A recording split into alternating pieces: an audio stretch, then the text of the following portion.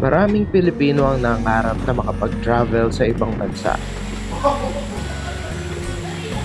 Pero hindi lahat natutupad yun.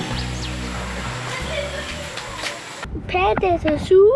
We're not going to the zoo. So guys, pumunta kami sa Sweets Cabin in Silang Cavite. We were actually invited. Free accommodation. Let's go! Kasi imagine mo, gagastos ka ng malaki. And sa totoo lang, hindi yan afford ng lahat. Good morning mga idol. Ang ganda kaya ng Pilipinas. Ba't aalis ka pa? So guys, malapit na kami sa aming pupuntahan, Sweets Cabin. Meron nga dito sa Silang Cavite lang. Sweets Cabin, Switzerland inspired place. Ang ganda ng cabin, promise. Saan nga pupunta?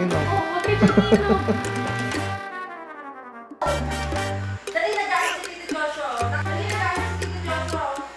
Pupunta yung TV. May swimming pool.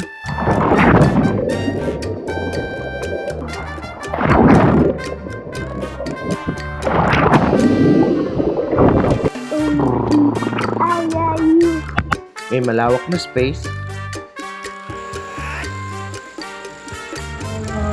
At may underground place para may video, okay?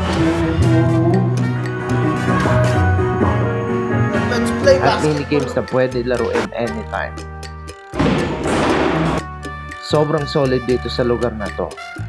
Switzerland feels in the Philippines talaga. Ano? Travel na?